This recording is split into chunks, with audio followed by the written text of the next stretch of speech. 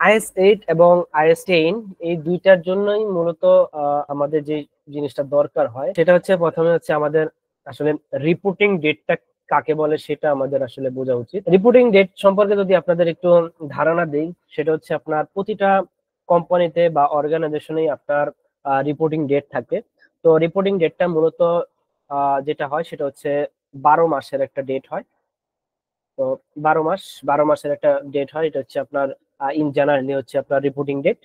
তো এই জিনিসটাই আমরা যখন আমরা IS-1-এ আমরা পড়েছিলাম যে এখানে একটা জিনিস IS-1-এও ছিল এই জিনিসটা, যেটা বলা ছিল হচ্ছে আপনার রিপোর্টিং ডেটটা আসলে কতদিন হয় বা কি আসে এই বিষয়। যদি আমি IS-1টা একটু ওপেন করি তাহলে যেটা হচ্ছে আপনার এই যে ফ্রিকোয়েন্সি অফ রিপোর্টিং, আশা করি দেখা যাচ্ছে। দেখেন যে আপনার ফ্রিকোয়েন্সি অফ রিপোর্টিং, তো এটা IS-1-এই বলা আছে যে আসলে একটা প্রতিষ্ঠানের যে ফাইন্যান্সিয়াল স্টেটমেন্ট, ওই স্টেটমেন্ট আসলে পিরিয়ডটা কত মাসের হবে। তো এটা যদি আমি এখানে একটু বলি যে an entity shall present a complete set of financial statement including comparative information। অর্থাৎ কম্পারেটিভ ইনফরমেশন বলতে আপনার আহ, এই বছরে যদি আমরা ফাইন্যান্সিয়াল স্টেটমেন্ট করি, এর আগের বছরেরটা হচ্ছে আপনার কি বলা হয়েছে আপনার কম্পারেটিভ ইনফরমেশন। অর্থাৎ আগের বা গত বছরের সাথে বর্তমান যে বছরটা আছে এটা সেই যে কম্পারিজনটা হয় সেটা হচ্ছে আপনার কম্পারেটিভ ইনফরমেশন লিস্ট অ্যানুয়ালি। এই যে দেখেন যে বলেছে কি লিস্ট অ্যানুয়ালি, অন্তত আপনার অ্যানুয়ালি আপনার ফাইন্যান্সিয়াল স্টেটমেন্টের আপনার রিপোর্টিং ডেটটা হবে। ঠিক আছে। তো এখানে যদি আমি আপনাদের বলি যে অ্যানুয়ালি বলতে কি বোঝায়, অ্যানুয়ালি লিস্ট বলতে হচ্ছে 12 মাস, আপনারা সবাই জানি। তো কম্পারেটিভ ইনফরমেশন এবং ধরেন আপনার কারেন্ট ইয়ার 2000 যদি 24 এবং প্রিভিয়াস ইয়ার হচ্ছে আপনার যেটা আমি কম্পারেটিভ ইনফরমেশন বলবো 2023, অর্থাৎ দুইটারই আপনার 12 মাসের আপনার ইনফরমেশন থাকবে। অর্থাৎ 12 মাসের যে লেনদেন গুলো হয়েছে ওইটার সার্বিক আপনার পজিশন বা পারফরমেন্স সবকিছু থাকবে। অর্থাৎ আমার যে রিপোর্টিং টাইমটা হবে হচ্ছে আপনার 12 মাসের। ইন জেনারেলি আপনার 12 মাসের হবে। তো ইন জেনারেলি আমরা জানি যে 12 মাসই হয়, কিন্তু আপনার স্পেশাল কিছু কেস আছে যেখানে আপনার 12 মাসের কমও হতে পারে, 12 মাসের বেশিও হতে পারে। ঠিক আছে। তো 12 মাসের কমও 12 মাসের বেশি এটা কখন হতে পারে যদি আপনাদের একটু বলি যে ধরেন একটা কোম্পানি সে নতুন একটা কোম্পানি খুলছে। ঠিক আছে। তো নতুন একটা কোম্পানি খুলছে, তাহলে আচ্ছা বলেন তো আহ এখানে যারা আছেন অনেকে প্র্যাকটিস করেন, যেমন এখানে অ্যাডভোকেট আছে। আচ্ছা বলেন তো যে আপনার প্রথম AGM এর ডেটটা কত মাস? একটা কোম্পানি, যে আমি একটা কোম্পানি ইনকর্পোরেশন করলাম, তো ইনকর্পোরেশনের কত দিনের মধ্যে আসলে আপনার একটা AGM আমাকে করতে হবে? 18 মাস ডেট। তো এই যে 18 মাস, তো সেই ক্ষেত্রে যেটা হয় সেটা হচ্ছে আপনার প্রথম যে ফাইন্যান্সিয়াল স্টেটমেন্টটা আমাদের আসে, অর্থাৎ ফার্স্ট ফাইন্যান্সিয়াল স্টেটমেন্ট। তো ফার্স্ট ফাইন্যান্সিয়াল স্টেটমেন্টের জন্য আপনার আহ, যখন আমরা কোম্পানি ইনকর্পোরেশন করি, ইনকর্পোরেশনের যেটা হয় যে আমার 12 মাস পর্যন্ত তো আপনি একটা ফাইন্যান্সিয়াল অ্যানুয়াল ইয়ার মানে একটা ফাইন্যান্সিয়াল স্টেটমেন্ট আমরা প্রিপেয়ার করব। বাট প্রথম ফাইন্যান্সিয়াল স্টেটমেন্টের জন্য একটু ডিফারেন্ট হয়, সেটা হচ্ছে আমরা আহ, যদি চাই সেক্ষেত্রে আপনার এটা 12 মাসের উপরেও আমরা করতে পারি। ঠিক আছে। তো 12 মাসের উপরে আমরা ফাইন্যান্সিয়াল স্টেটমেন্ট আমরা আমরা প্রিপেয়ার করতে পারি।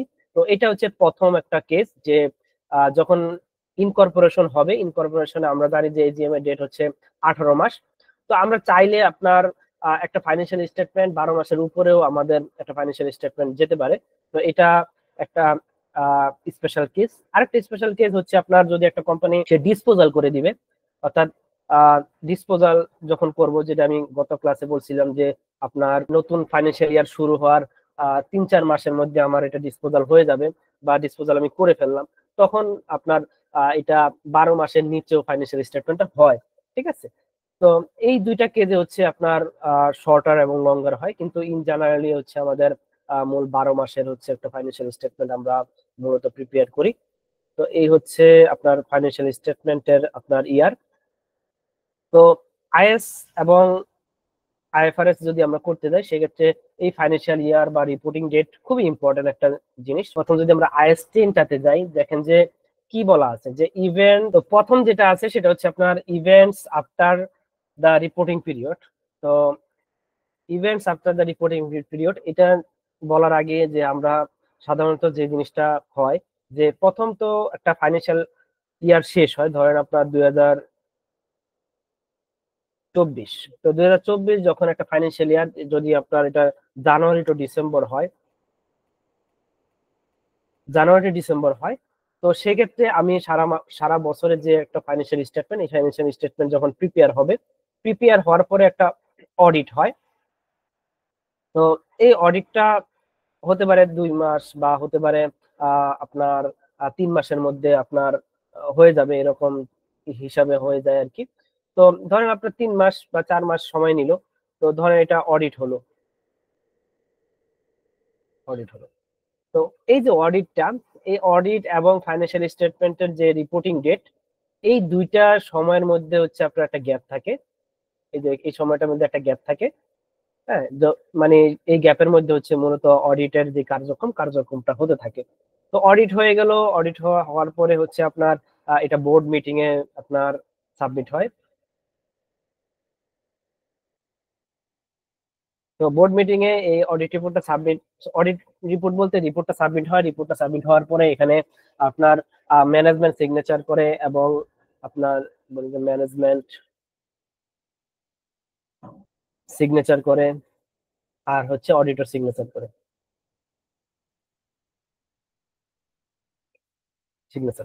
ঠিক আছে। তো এই দুইটা সিগনেচার হয়ে যাওয়ার পরে এটা হয়ে যায় হচ্ছে আপনার অডিটেড ফাইন্যান্সিয়াল স্টেটমেন্ট। যখন আপনার অডিটেড ফাইন্যান্সিয়াল স্টেটমেন্ট হবে, অডিটেড ফাইন্যান্সিয়াল স্টেটমেন্ট, তো এই প্রসেসের পরে আপনার এটা কোথায় প্লেস হয়? এটা প্লেস হয় হচ্ছে আপনার এজিএম এ প্লেস হয়। ঠিক আছে।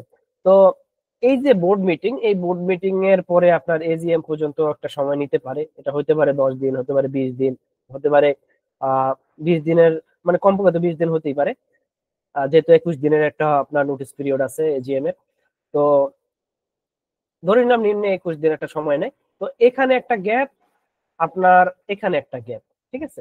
তো এই জায়গাটা, অর্থাৎ এই যে অডিটেড ফাইন্যান্সিয়াল স্টেটমেন্ট যে সিগনেচারটা হবে, এই সিগনেচারের আগ পর্যন্ত যে সময়টা, এই সময়টাকে বলা হয় হচ্ছে আপনার সাবসিকুয়েন্ট পিরিয়ড। সাবসিকুয়েন্ট পিরিয়ড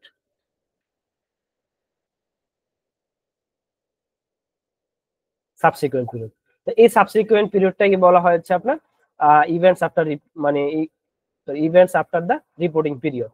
ঠিক আছে। অর্থাৎ এর মাঝেই যে যদি কোনো ঘটনা ঘটে যায়, যে আপনার যেটা আপনি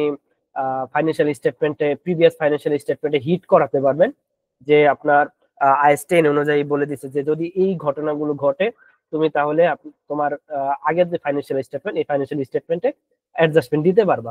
ঠিক আছে।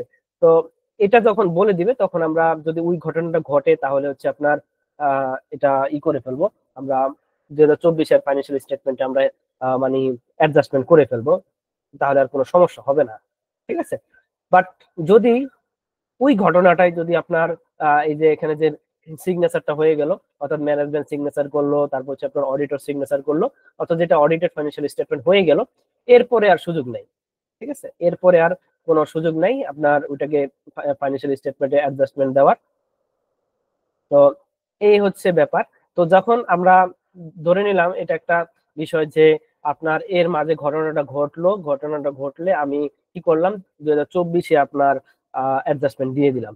এটা যদি অ্যাডজাস্টমেন্ট দিতে যাই, তাহলে এটা কি অনুযায়ী দিতে হবে? এটা হচ্ছে আপনার আইএস 10 অনুযায়ী দিতে হবে। বাট এটা অবশ্যই ওই ইভেন্টসটা আপনার আইএস 10 অনুযায়ী কোয়ালিফাই থাকতে হবে। কোয়ালিফাই বলতে আইএস 10 এ দুইটা বিষয় বলা আছে, যে কিছু ঘটনা আছে অ্যাডজাস্টিং, কিছু ঘটনা হচ্ছে আপনার নন অ্যাডজাস্টিং ইভেন্টস। তো যদি নন অ্যাডজাস্টিং ইভেন্ট হয়, তাহলে আমাদের ওই প্রিভিয়াস ফাইন্যান্সিয়াল স্টেটমেন্টে হিট করানোর কোনো সুযোগ নাই। বাট এখানে যদি আপনার অ্যাডজাস্টিং ইভেন্ট হয়, তো সেক্ষেত্রে আপনার এটা হিট করানোর সুযোগ আছে। তাহলে আমরা দেখবো যে কোনগুলো আসলে আপনার অ্যাডজাস্টিং ইভেন্ট হয়, কোনগুলো আপনার নন অ্যাডজাস্টিং ইভেন্ট হয়। আর এটার ক্ষেত্রে হচ্ছে আপনার তিনটা বিষয়কে আপনার সামনে রেখে ও কাজ করে। তিনটা বিষয় সামনে রেখে কাজ করে। একটা হচ্ছে আপনার যদি প্রিভিয়াস ইয়ারে যদি কোনো ভুল হয়, এরর হয়, সেটা নিয়ে ও কাজ করে, অর্থাৎ সেটার অ্যাডজাস্টমেন্ট আপনার দেয়। আর হচ্ছে আপনার কোনো যদি আপনার অ্যাকাউন্টিং পলিসি যদি চেঞ্জ হয়, বা অ্যাকাউন্টিং পলিসি বা অন্য কোনো পলিসি যেটা আপনার ফাইন্যান্সিয়াল স্টেটমেন্টকে আপনার ম্যাটেরিয়ালি আপনার হিট করবে, সেক্ষেত্রে আপনার ওইটাও আপনার ওইটার অ্যাডজাস্টমেন্ট ওইটাও করে। আরেকটা হচ্ছে আপনি যদি কোনো এস্টিমেট চেঞ্জ করেন, এস্টিমেশন চেঞ্জ করেন, অর্থাৎ যে কোনো বছরে এস্টিমেশন চেঞ্জ করেন, সেটাও আপনার আহ, যেটাকে বলা হচ্ছে আপনার অ্যাডজাস্টমেন্ট আমাদেরকে দিতে হবে। ঠিক আছে, তো এই হচ্ছে মূলত এই তিনটা জিনিস নিয়ে হচ্ছে আপনার আইএস আপনার 10 কাজ, সরি IS 8 কাজ করে, IS 8 কাজ করে। তাহলে আপনারা একটু যদি গ্রুপে লিখেন যে আপনার এই জিনিসটা যে IS 10 কি নিয়ে কাজ করে আর IS 8 কি নিয়ে কাজ করে, এটা একটু আপনারা একটু গ্রুপে লিখেন। কি আছে যে আপনার end of the reporting period, অর্থাৎ ফাইন্যান্সিয়াল ইয়ার যেই ডেটে হচ্ছে আপনার কনক্লুড হবে ওইটা।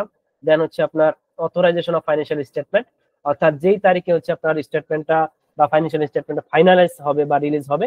তো এর মাঝের টাইমটা হচ্ছে যদি কোনো আপনার যেটাকে বললাম হচ্ছে কোনো ঘটনা ঘটে এবং এটা যদি আপনার অ্যাডজাস্টিং হয়, সেক্ষেত্রে আপনার ওটা আমরা পূর্বের বছরের ফাইন্যান্সিয়াল স্টেটমেন্টের সাথে অ্যাডজাস্ট করে আমরা অ্যামেন্ডমেন্ট করে ওটার উপরে আমরা কাজ করবো এবং অডিটর ওইভাবে আপনার ফাইন্যান্সিয়াল স্টেটমেন্টে আপনার সিগনেচার করবে।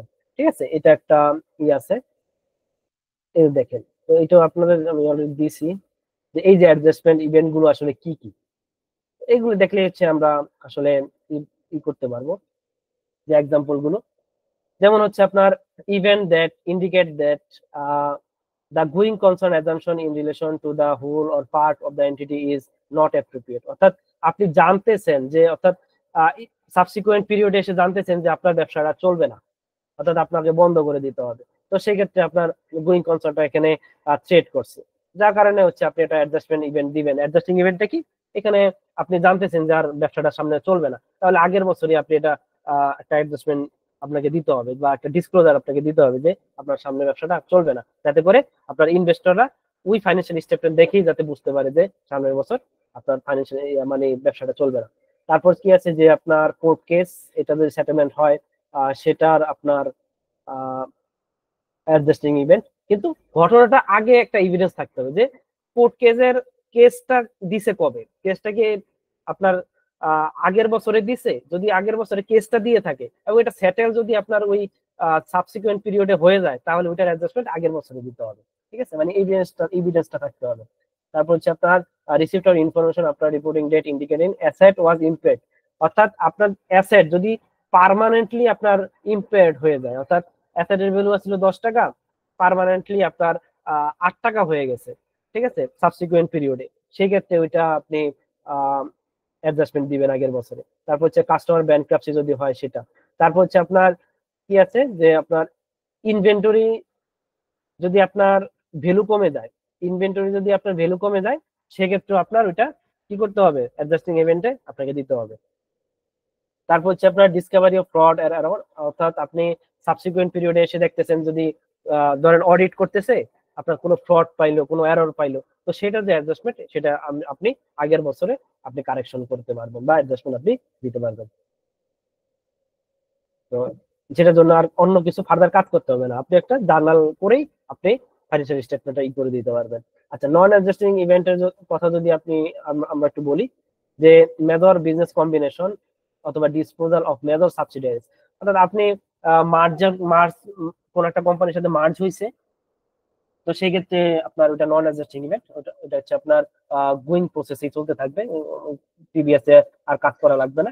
বা আপনার কোনো একটা সাবসিডিয়ারি সেটা আপনি ডিসপোজাল করছেন, তো সেটা হচ্ছে আপনি কি করবেন, আপনি নন নন অ্যাডজাস্টিং ইভেন্ট সেটা যখন ঘটছে তখনই আপনি এটার কাজ করবেন আর কি। আর হচ্ছে major purchase or disposal of asset, অর্থাৎ আপনি আহ, মানে অ্যাডজাস্টিং ইভেন্ট সরি সাবসিকুয়েন্ট পিরিয়ডে হচ্ছে আপনার অ্যাসেট পারচেস করছেন অথবা ডিসপোজাল করছেন, তো সেটা আসলে প্রিভিয়াসে কোনো কাজ হবে না। তারপর হচ্ছে আপনার destruction of major production plant by fire after reporting period, অর্থাৎ আপনার প্রোডাকশন প্লান্ট যদি ডেস্ট্রয় হয়ে যায়, অর্থাৎ ডিস্ট্রাকশন হয়ে যায়, যদি আফটার রিপোর্টিং পিরিয়ডে অর্থাৎ ফায়ার হয়, যেটা আমি এই উদাহরণে আপনাদের বলছিলাম যে যেটা ঘটছে হচ্ছে নভেম্বরে, কিন্তু এটা যদি ঘটে যে জানুয়ারি মাসে ঘটে, সেক্ষেত্রে ওইটার প্রিভিয়াস ইয়ারে আপনার অ্যাডজাস্টমেন্ট দেওয়ার কোনো প্রয়োজন নাই। অর্থাৎ ঘটনাটা যদি আগে ঘটে, সেক্ষেত্রে আপনার ওটার কাজ করতে হবে, অর্থাৎ এভিডেন্সটা আগে করতে হবে। তারপর হচ্ছে ডিস্ট্রাকশন অফ মেজর প্রোডাকশন, এটা বললামই। তো announcing plan to discontinued operation. যদি কোনো আপনার সাইট থাকে বা প্ল্যান থাকে, যেটাকে বলা হচ্ছে আপনার প্রজেক্ট যাই বলি, এগুলো যদি আপনি বলে দেন যে ওই অপারেশনটা চলবে না, সেক্ষেত্রে আর প্রিভিয়াসে আপনার কোনো কাজ করতে হবে না। তারপরে আর কিছু আছে জেনারেলি রেজাল্ট ইন ডিসক্লোজার। আচ্ছা, এমন আমি বলছিলাম যে অ্যাডজাস্টিং ইভেন্ট তো আমি প্রিভিয়াস ইয়ারে আমি কাজ করব, হ্যাঁ প্রিভিয়াস ইয়ারে আমি অ্যাডজাস্টিং ইভেন্ট কাজ করব। আর নন অ্যাডজাস্টিং ইভেন্ট আপনার আমরা প্রিভিয়াস ইয়ারে ফাইন্যান্সিয়াল স্টেটমেন্টে কোনো ধরনের আমার হিট করতে হবে না, অর্থাৎ যেটাকে বলা হয় হচ্ছে আপনার যেটা কোয়ান্টিটেটিভ আপনার কোনো হিট করতে হবে না। বাট কিছু কিছু ইভেন্টস আছে যেগুলো হচ্ছে আপনার নন অ্যাডজাস্টিং ইভেন্ট, আপনার ম্যাটেরিয়াল যদি হয়ে থাকে সেক্ষেত্রে আমি ডিসক্লোজার হিসেবে দেখাবো। ডিসক্লোজার বলতে কি, আমি নোটসে বলে দিব। যেমন এরকম একটা ঘটনা যে সাবসিকুয়েন্ট পিরিয়ডে আপনার major restructuring after reporting period, তো যদি রিস্ট্রাকচার করেন তো সেক্ষেত্রে অ্যানাউন্স করেন যে এটা আমি রিস্ট্রাকচার করতেছি, তো সেক্ষেত্রে ওইটা আপনি ডিসক্লোজারে দেখাবেন, ওটা কোনো অ্যাডজাস্টমেন্ট দিবেন না, ডিসক্লোজারে আমরা দেখাবো। মেজর অর্ডিনারি শেয়ার ট্রানজাকশন, এগুলো আমি যেটাকে বলে ডিসক্লোজার, মানে ডিসক্লোজারে দেখাবো।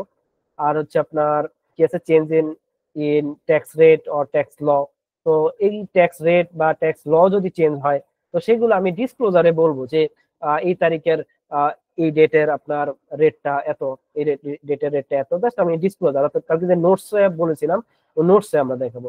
তারপর হচ্ছে কি entering into major commitment SARS guarantee, অর্থাৎ কোনো কাস্টমার বা কোনো কারোর সাথে যদি আপনার কোনো কমিটমেন্ট হয় বা গ্যারান্টি হয়, তো সেই ক্ষেত্রে ওগুলো আমি ডিসক্লোজারে দেখাবো, যে আপনার যাতে ইনভেস্টররা বুঝতে পারে যে সামনে এরকম কোনো কিছু ঘটতেছে। ঠিক আছে, এগুলোর ক্ষেত্রে আমরা কোনো অ্যাডজাস্টমেন্ট দিব না, জাস্ট ডিসক্লোজারে দেখাবো। তারপর কি commencing major litigation arising solely out event after আপনাদের রিপোর্টিং, অর্থাৎ আপনার যদি কোনো লিটিগেশন ঘটছে, অর্থাৎ ধরেন আপনার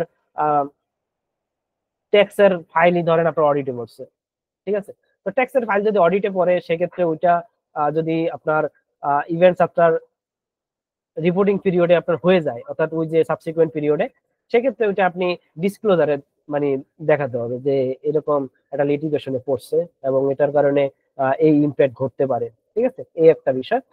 আরেকটা বিষয় হচ্ছে আপনার ডিভিডেন্ড নিয়ে। তো ডিভিডেন্ড নিয়ে যেটা আমি বললাম যে ডিভিডেন্ড কি আসলে আমরা কি অ্যাডজাস্টমেন্ট করব, কারণ ডিভিডেন্টের যে আপনার অ্যানাউন্সমেন্টটা তো আপনার বোর্ড মিটিং এ হয়। ঠিক আছে, বোর্ড মিটিং এ হয়, তো বোর্ড মিটিং এ অ্যানাউন্সমেন্ট হয় আর এজিএম এ যে হচ্ছে এটা অ্যাপ্রুভ হয়। ঠিক আছে, তো এই ডিভিডেন্ড যখন অ্যানাউন্সমেন্ট হবে, তো সেটা কি আমরা আসলে অ্যাডজাস্টিং ইভেন্টে আমরা কি দেখাবো যে আগের বছরে কি এটাকে পেয়েবল দেখাবো? উত্তর হচ্ছে আইএস10 বলছে না, তোমার এটা রিকগনাইজ করার কোনো দরকার নাই। হ্যাঁ, ডিভিডেন্ডের ক্ষেত্রে আপনার রিকগনাইজ করার কোনো দরকার নেই, কিন্তু এটা তুমি ডিসক্লোজারে দেখাও যে তোমার এত টাকা ডিভিডেন্ড হিসেবে তোমরা ই করছো, দেখাইছে। ঠিক আছে, আর যদি গোয়িং কনসার্ন কোনো থ্রেড থাকে সেটা আমি বললাম যে আপনি এটা নোটসে অবশ্যই বলে দিবেন যে কেন আপনার এটা মানে বন্ধ হয়ে যাচ্ছে এবং আপনি কেন আপনি মানে সরি কোন ট্রিটমেন্ট আপনি দিচ্ছেন বা কোন হিসাবে আপনি এখন ফাইন্যান্সিয়াল স্টেটমেন্টটা প্রিপেয়ার করলেন, এগুলো হচ্ছে আমাদেরকে ডিসক্লোজারে দেখাতে হবে। তো মোটা দাগে যদি আমরা বলি যে অ্যাডজাস্টিং ইভেন্ট এবং নন অ্যাডজাস্টিং ইভেন্ট, অর্থাৎ অ্যাডজাস্টিং ইভেন্টটা কি, যে একটা এভিডেন্স থাকবে, একটা ঘটনা ঘটে যাবে এবং এটা সামনে ইয়েস অন্য কিছু একটা ঘটতে পারে এমন একটা জিনিস যদি হয়, সেক্ষেত্রে ওইটা হচ্ছে আপনার অ্যাডজাস্টিং ইভেন্ট। আর নন অ্যাডজাস্টিং ইভেন্ট হচ্ছে আপনার গোয়িং কনসার্নে হচ্ছে চলতে থাকে, অর্থাৎ যে আমি একটা কম্বিনেশন করছি বা মার্জার করছি, এটা আমি যে কোনো সময় করছি, এটা এখন থেকে করছি, এটা সামনে থেকে চলতে থাকবে। আমি যে কোনো একটা ডাইজেস্টার ঘটে গেছে, অর্থাৎ ন্যাচারাল ডাইজেস্টার যে তারিখে ঘটে গেছে ওই তারিখ থেকে হচ্ছে আমার ইম্প্যাক্ট শুরু হয়েছে, এর আগে তো আমার কোনো ইম্প্যাক্ট ঘটে নাই। ঠিক আছে, এই হচ্ছে মূল বিষয়টা। এছাড়া আপনার ইনভেন্টরি ক্ষেত্রে হচ্ছে আপনার যদি ভ্যালু কমে যায় সেটা আমরা অ্যাডজাস্ট দেখাবো। তারপর হচ্ছে কোনো কাস্টমার যদি আপনার ব্যাংক্রাফট হয়ে যায় সেটাও আমরা দেখাবো। তারপর হচ্ছে আপনার যদি এরর এবং ফ্রড ধরা খায় যদি আপনার এই সাবসিকুয়েন্ট পিরিয়ডের মধ্যে, সেটাও আমরা আসলে অ্যাডজাস্টমেন্ট করব। এটা এগুলো হচ্ছে আপনার অ্যাডজাস্টিং ইভেন্ট। আর নন অ্যাডজাস্টিং ইভেন্ট তো বললামই। আর হচ্ছে আপনার ডিভিডেন্ডের বিষয়টা, ডিভিডেন্ড হচ্ছে আমরা ডিসক্লোজ করব। ঠিক আছে, আমরা কোনো ধরনের আমরা রিকগনাইজ করব না। এই হচ্ছে মূলত আইএস10। তো আইএস10 এর আমরা একটা একটা অডিট রিপোর্ট আমরা দেখি যে এই দেখেন এটা হচ্ছে একটা অডিট রিপোর্ট। অডিট রিপোর্টটা তাদের অডিট রিপোর্ট একটু দেখি। গ্রামীণ ফোন, হ্যাঁ, তো গ্রামীণ ফোন লিমিটেড তাদের অডিট রিপোর্ট হচ্ছে এটা।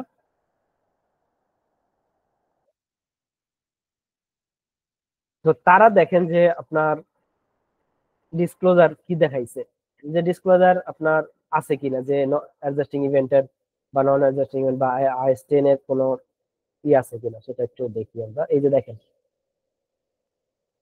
দেখেন ডিসক্লোজার দিচ্ছে যে কি, যে ইভেন্টস আফটার রিপোর্টিং পিরিয়ড, এটা নিয়ে একটা ডিসক্লোজার দিচ্ছে কি, amount recognised in the financial statement are adjusted for even after reporting period that provide evidence of condition no adjustment given the financial statement for after the reporting period are indicated condition that material or disclosed in the financial statement। তো এটা হচ্ছে আপনার কোন সেকশনে দিছে, দেখেন এটা সেকশনে দিছে হচ্ছে পলিসি সেকশনে। ঠিক আছে, যে আপনার যদি ইভেন্টস আফটার রিপোর্টিং পিরিয়ড ঘটে তাহলে তারা কিভাবে ট্রিটমেন্ট দিবে। তো প্রথম কথা বলছে যে যদি এটা অ্যাডজাস্টমেন্ট ইভেন্ট হয় তারা ফাইন্যান্সিয়াল স্টেটমেন্টে অ্যাডজাস্টমেন্ট করবে, আর যদি নন অ্যাডজাস্টমেন্ট ইভেন্ট হয় সেক্ষেত্রে এটা তারা করবে না। আর যেটা বলছে যে ম্যাটেরিয়াল যদি হয়, ম্যাটেরিয়াল বলতে আমি যে এখানে যে লিস্টটা দেওয়া আছে যে এই যে এগুলো এগুলো হচ্ছে আপনার নন অ্যাডজাস্টিং কিন্তু ম্যাটেরিয়াল, তো এগুলো হচ্ছে আপনার কি করবে, আপনার ডিসক্লোজ দেখাবে। ঠিক আছে, ডিসক্লোজ করবে। তো আমরা দেখি যে আমরা একটু নোটসে দেখি যে এই ধরনের কোনো আছে কিনা। দেখেন যে আপনার ইভেন্টস আফটার রিপোর্টিং পিরিয়ড একটা ডিসক্লোজার এখানে আছে। আমরা ওখানে দেখছিলাম যে ওটা নোটসে বলে দিছে, মানে পলিসি নোটসে বলছে যে তারা কিভাবে করবে। আর তাদের যে মেইন ওয়ার্কিংস আবার এখানে একটা নোটস আছে একবার শেষের দিকে, যে ইভেন্টস আফটার রিপোর্টিং পিরিয়ড। তো এখানে কি বলছে যে the board of director of Grameenphone limited at its 2016th meeting held on 27 January 2020 recommended final cash dividend. এই যে দেখেন যে ডিভিডেন্ড দিছে, অর্থাৎ ডিভিডেন্ড কি করছে আপনার রিকমেন্ড করছে। ঠিক আছে, তো রিকমেন্ড করছে, তো 2216 নম্বর মিটিং অর্থাৎ বোর্ড মিটিং এ আপনার রিকমেন্ড করছে। তো এই রিকমেন্ডটা তারা ডিসক্লোজ করছে যে আপনার কত টাকা অ্যামাউন্টিং, যত টাকা হিসাব করছে এই হিসাবটা তারা এখানে দিছে, 40% rate of capital for the year 2019। ঠিক আছে, তো 2019 তার মানে হচ্ছে সাবসিকুয়েন্ট পিরিয়ডে হচ্ছে তারা এই অ্যানাউন্সমেন্টটা মূলত করছে, করার পরে হচ্ছে আপনার 2019-এ কত টাকা আপনার ডিভিডেন্ড দিবে সেটা মানে অ্যানাউন্সমেন্টটা তারা ডিসক্লোজ করে দিছে। এবং total cash dividend including this final cash dividend stand at 130% of the capital for the year।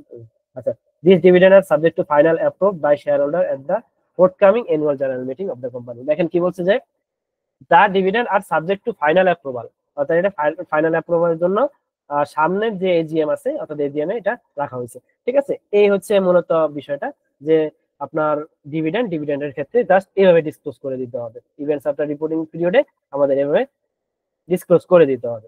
কিন্তু এটার কোনো অ্যাডজাস্টমেন্ট কিন্তু ওখানে করে নাই। IS10টা আমি একটু বুঝালাম এই কারণে যাতে আমরা রিপোর্টিং পিরিয়ডটা ধরতে পারি, এবং IFRS এর মধ্যে সবচেয়ে সহজ হচ্ছে IS10। এখন যেটা দেখবো আমরা সেটা হচ্ছে আপনার IS8টা। তো IS8টা কি, IS8টা হচ্ছে আপনার অ্যাকাউন্টিং পলিসি, তারপর হচ্ছে change in accounting estimate and error. তো প্রথমে আপনাদের একটা কনসেপ্ট দিয়ে নিই, সেটা হচ্ছে আপনার আসলে আমি বলেছিলাম যে তিনটা বিষয় নিয়ে হচ্ছে IS8 কাজ করে। যে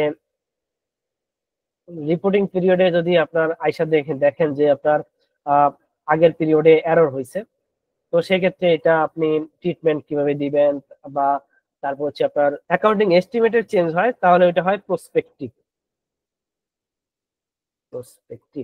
ঠিক আছে, আচ্ছা, তো রেট্রোস্পেক্টিভ এবং প্রসপেক্টিভ। তো এস্টিমেটে যদি চেঞ্জ হয় সেক্ষেত্রে আমার আসলে ওইভাবে তেমন কোনো সমস্যা হয় না। আমার যেই বছর থেকে আমি কাজ শুরু করছি চেঞ্জ করতেছি ওই বছর থেকে আমি আমার যাবতীয় কাজ করা শুরু করব। বাট এরর এবং পলিসির ক্ষেত্রে একটু ডিফারেন্ট আছে, অর্থাৎ 2024-এ এসে আপনি ফাইন্ড আউট করলেন যে 2021-এ একটা ভুল হয়েছে, সেই ক্ষেত্রে আপনাকে ওইটার অ্যাডজাস্টমেন্ট 2021 থেকে দিতে দিতে দিতে 2024 আনতে হবে। ঠিক আছে, এই হচ্ছে আপনার রেট্রোস্পেক্টিভ। প্রসপেক্টিভটা কি? ধরেন আপনি অ্যাকাউন্টিং পলিসি একটা চেঞ্জ করছেন 2024-এ, 2024-এ যেটা চেঞ্জ করছেন ওই বিষয়টার 2000 আপনার 21 বা আপনার জন্ম থেকে, অর্থাৎ মানে প্রতিষ্ঠানের জন্ম থেকে যদি ওইটার ট্রিটমেন্ট একরকম হয়ে আসে, এটা যদি আপনার 2024-এ চেঞ্জ করেন, তাহলে আগের যেই ট্রিটমেন্ট গুলো হয়েছে ওগুলো আপনার চেঞ্জ করতে করতে করতে করতে আপনার 24-এ কাজ করতে হবে। এটা হচ্ছে আপনার রেট্রোস্পেক্টিভ, অর্থাৎ পিছনে নিয়ে যাবে আপনাকে। আর প্রসপেক্টিভটা কি? প্রসপেক্টিভটা হচ্ছে ধরেন আপনি অ্যাকাউন্টিং চেঞ্জ করছেন, কোনো ধরনের এস্টিমেট চেঞ্জ করছেন, ওইটার চেঞ্জটা আপনি 2024 থেকে করা শুরু করবেন। ঠিক আছে, এই হচ্ছে আপনার রেট্রোস্পেক্টিভ আর প্রসপেক্টিভের জায়গাটা। অ্যাকাউন্টিং পলিসি যে চেঞ্জ গুলো কিভাবে করছে এগুলো ডিসক্লোজার ডিটেইলস আপনার এখানে দিতে হবে। তারপর হচ্ছে আপনার এররের যে বিষয়টা সেটা হচ্ছে তারা এখানে আনছে, যে কারেকশন অফ এরর, এবং কি কোন কোন বিষয়ে এরর হলো, কত টাকা এরর হলো, তারপরে যে অ্যাডজাস্টমেন্ট, ফুল অ্যাডজাস্টমেন্ট সেটা দিতে হবে। এটাকে বলা হয়েছে আপনার ডিসক্লোজার। ডিসক্লোজার অবশ্যই আপনাকে নোটের মাধ্যমে দিতে হবে। এই কেসটা একটু আপনারা করেন যে ABC has discovered in 2025 that it understated depreciation expense in 2023 due to a calculation mistake. The depreciation charge was 5,000 টাকা, but it should have been 15,000 টাকা। তো এরর হচ্ছে 2023-এ, ডিসকভার হচ্ছে 2025-এ। তো এটা কি হবে বলেন তো? তো এখানে যেটা আছে যে দেখেন যে আপনার অ্যাডজাস্টমেন্টটা এখানে ঘটছে। ঠিক আছে, এখানে ঘটার পরে আপনার অ্যাসেট যেটা ক্যারি হচ্ছে আপনার 2 লক্ষ টাকা, এখানে একটা ক্যারি হবে হচ্ছে আপনার 1,90,000 টাকা। আর রিটেন আর্নিংস এ হচ্ছে আমার কমে যাবে। তো রিটেন আর্নিংস যদি আবার কমে যায় সেক্ষেত্রে আমার এখন রিটেন আর্নিংস 1,90,000 টাকা হবে ওই বছর থেকে। এবং আপনার 2024-এ আপনার এটা 1,90,000 হয়ে যাবে। 1,90,000 পরবর্তীতে আবার নতুন প্রফিট অ্যাড হবে এবং এটাও ওপেনিং পরে এটা ক্লোজিং। ঠিক আছে, এই হচ্ছে মূল বিষয়টা, যে রিটেন আর্নিংস আমার 2 লক্ষ ছিল, এটা অ্যাডজাস্টমেন্টের কারণে হচ্ছে আমার 1,90,000 হয়ে যাবে এখন। আর অ্যাসেট আমার কমে যাবে। ঠিক আছে, যেহেতু আমি ডেপ্রিসিয়েশন কম দেখাইছি অ্যাসেট। এই হচ্ছে মূলত এই বিষয়টা, যে আমার যে ফাইন্যান্সিয়াল স্টেটমেন্টও আমি এখানে এভাবেই দেখাবো, যে এই বছরেরটা হচ্ছে কারেন্ট, দেন হচ্ছে আমার এটা হচ্ছে আপনার রিস্টেটেড প্রিভিয়াস ইয়ার, আর এটা হচ্ছে আপনার এর আগের রিস্টেটেড। ঠিক আছে, এভাবে হচ্ছে 3টা কলাম আমাদের দেখাতে হবে। এভাবেও দিতে পারি, বা আমি 1 জানুয়ারিতে দিতে পারি। এটা দিব হচ্ছে 1 জানুয়ারি 2014, আর এটা হচ্ছে আপনার 31 ডিসেম্বর 2014, আর এটা 31 ডিসেম্বর 2015। ঠিক আছে, এই হচ্ছে এটার ই।